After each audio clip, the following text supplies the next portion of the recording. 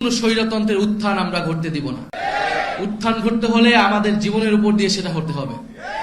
ফলে সংস্কার প্রক্রিয়া বাস্তবায়ন হতেই হবে। যদি সংসদে না হয়, সেই লড়াই রাজপথে গড়াবে। বারবার বাংলাদেশকে স্বৈরতন্ত্রের কবলে পড়তে হবে না। বাংলাদেশকে বারবার বাংলাদেশের ছাত্র জনতাকে রাজপথে এসে জীবন দিতে হবে না। এদেশের মানুষের বৈষম্য দূর হবে, এদেশের মানুষের অধিকার নিশ্চিত হবে, এদেশের স্বাধীনতা, সার্বভৌমত্ব এবং জাতীয় মর্যাদা নিশ্চিত হবে। বাংলাদেশ কারো তাবেদার রাষ্ট্রে পরিণত হবে না। এই ছিল আমাদের গণ অভ্যুত্থানের আকাঙ্ক্ষা এবং কমিটমেন্ট। এবং বাংলাদেশে এই গণ অভ্যুত্থানে সবচেয়ে বড় ভূমিকা রেখেছে বাংলাদেশের ছাত্র সমাজ। বাংলাদেশের এই জাতীয় ইতিহাস যদি আমরা দেখি, বাংলাদেশ বারবার যখন সংকটে পড়েছে, বাংলাদেশের মানুষের পক্ষে, এই রাষ্ট্রের পক্ষে এসে দাঁড়িয়ে দিয়েছে কারা? ছাত্ররা, বিশ্ববিদ্যালয়ের ছাত্ররা, স্কুল কলেজ মাদ্রাসার ছাত্ররা। কিন্তু বারবার ছাত্রদের সাথে প্রতারণা করা হয়েছে।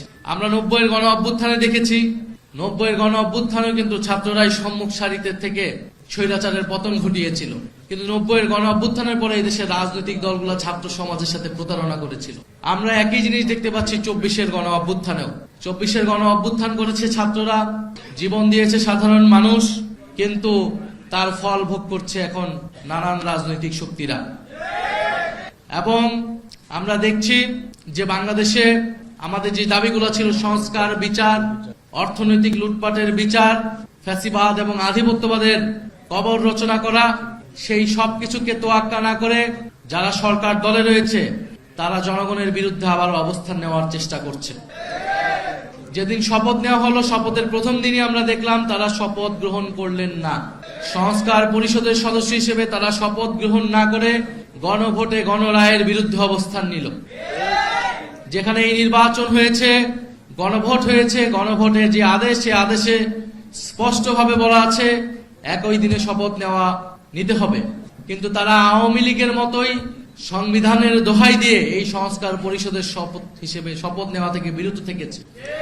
যদি সংস্কার পরিষদের সদস্য হিসেবে তারা শপথ না নেয়, তাহলে এই জাতীয় সংসদের আসলে এক আনা মূল্যও নাই।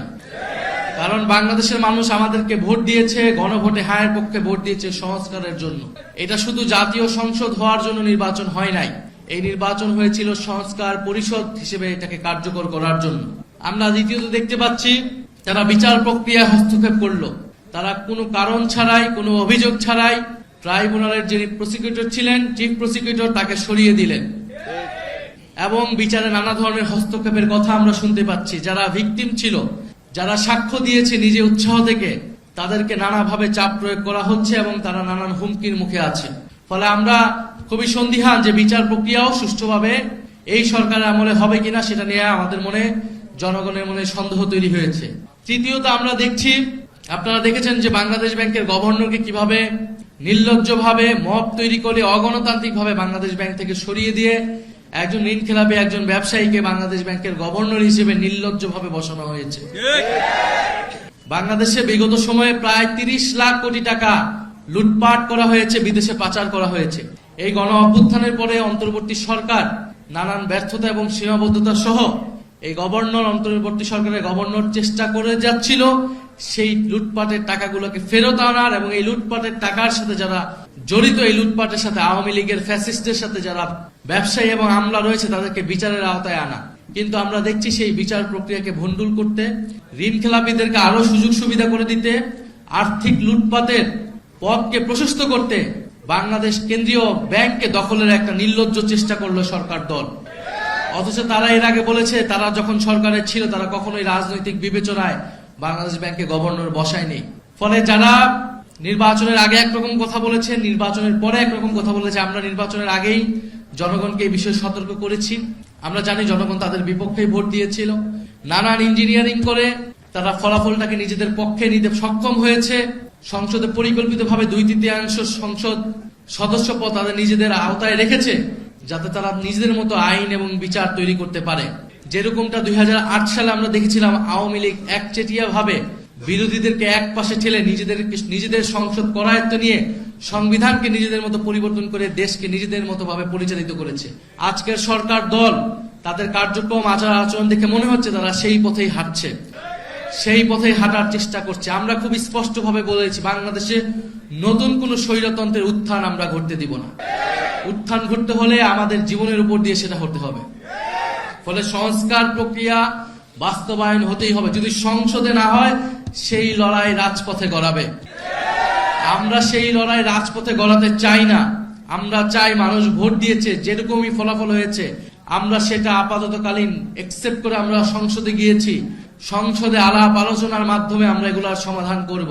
কিন্তু সংসদ অবশ্যই সংস্কার পরিষদ হতে হবে। যদি সংসদ সংস্কার পরিষদ না হয়, সংসদে যদি কথা বলার জায়গা না থাকে, তাহলে সেই লড়াই রাজপথে গড়াবে। আমরা রাজপথের প্রস্তুতি আমরা নিচ্ছি ইনশাআল্লাহ। এবং আমরা খুব স্পষ্টভাবে বলবো, ট্রাইব্যুনালে যাতে কোনো ধরনের আর কোনো হস্তক্ষেপ না করা হয় এবং ট্রাইব্যুনাল যাতে নিরপেক্ষভাবে সুষ্ঠু বিচারের পথে চলে এবং যারা ভিকটিম, যারা সাক্ষ্য দিয়েছে, যারা ভিকটিম, তাদের নিরাপত্তার ব্যবস্থা করতে হবে অতি দ্রুত সময়ের মধ্যে। এবং আমরা দাবি জানাচ্ছি কেন্দ্রীয় ব্যাংকের এই গভর্নরকে সরিয়ে দ্রুত সময়ের মধ্যে একজন দক্ষ এবং যোগ্য, আপনারা আপনাদের পছন্দ অনুযায়ী দেন, কিন্তু দক্ষ, যোগ্য এবং সৎ ব্যক্তিকে বাংলাদেশ ব্যাংকের গভর্নর হিসেবে বসাতে হবে। কারণ আমরা আর কোনো লুটপাট, আমরা আর কোনো ঋণ খেলাপি, আমরা এই ধরনের বন্দোবস্ত দেখতে চাই না। আমরা চাই একটা জবাবদিহিতামূলক ব্যবস্থা। কেউই জবাবদিহিতার আওতায় আনবে না। কিন্তু বাংলাদেশের যে অর্থনৈতিক ব্যবস্থা এখন, যে ঋণ খেলাপি, যদি বাংলাদেশ ব্যাংক এইভাবে পরিচালিত হয়, বাংলাদেশ ব্যাংক যদি কোনো ধরনের জবাবদিহিতা ছাড়া দলীয় হস্তক্ষেপের মাধ্যমে পরিচালিত হয়, ব্যবসায়ীদের, ঋণ খেলাপিদের স্বার্থ সেখানে রক্ষা করা হয়, তাহলে বাংলাদেশ যে অর্থনীতি, সেই অর্থনীতির পরিবর্তন হবে না। বাংলাদেশ আরো খারাপ দিকে যাবে এবং জনগণ রাস্তায় নেমে আসতে বাধ্য হবে। ফলে আমরা চাই বাংলাদেশ একটি সামনের দিকে আগাবে। বাংলাদেশে রমজান মাস, দ্রব্যমূল্যের ঊর্ধ্বগতি হচ্ছে।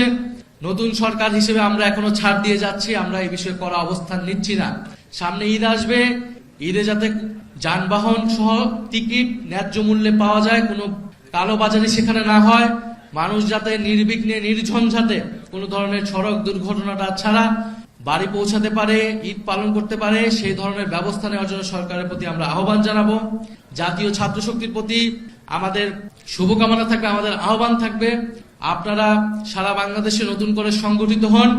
আপনারা আপনাদের শিক্ষা প্রতিষ্ঠানগুলোতে যাতে ঠিকভাবে পড়াশোনার কার্যক্রম পরিচালিত হয়, প্রশাসন যাতে নিরপেক্ষভাবে কাজ করে, বিশ্ববিদ্যালয়গুলো যাতে আবারও স্বৈরতন্ত্রের আতুর ঘরে পরিণত না হয়, হলগুলো যাতে আবারও গণরুম, গেস্ট রুমে পরিণত হতে না পারে, সেটার দায়িত্ব কিন্তু জাতীয় ছাত্র শক্তির। জাতীয় ছাত্র শক্তির গণ অভ্যুত্থানের আকাঙ্ক্ষাকে ধারণ করে বাংলাদেশের শিক্ষার্থী সমাজের পাশে তাদের অধিকারের পক্ষে থাকবে। বিশ্ববিদ্যালয়গুলোতে, কলেজগুলোতে যাতে গণতান্ত্রিক পরিবেশ থাকে, কথা বলার অধিকার থাকে, সেটা নিশ্চিত করার দায়িত্ব জাতীয় ছাত্র শক্তির। এবং শহীদ পরিবারগুলোর পাশে আপনারা থাকবেন, আহত যোদ্ধাদের পাশে আপনারা থাকবেন। একটা কথা শোনা হচ্ছে যে পুলিশ হত্যার তদন্ত নাকি আবার করা হবে।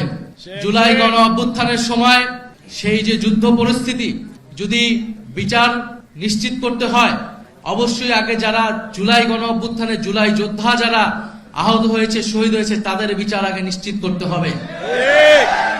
পুলিশ বাহিনীকে আমরা, সমগ্র পুলিশ বাহিনী কিন্তু দায়ী ছিল এই অপরাধের জন্য, এই গণহত্যা সংঘটিত করার জন্য।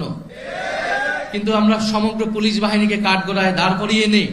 আমরা বলেছি যারা অভিযুক্ত ব্যক্তি, শুধু তাদেরকে আমরা বিচারের আওতায় আনবো, আর পুরো বাকি পুলিশ বাহিনী যাতে সংস্কারের মধ্য দিয়ে জনগণের পক্ষের বাহিনী হিসেবে আবার কাজ করে। ফলে এই মীমাংসিত বিষয় নিয়ে যদি আবার বিতর্ক তৈরি করা হয়, তাহলে জনগণ বাধ্য হবে রাজপথে নামতে।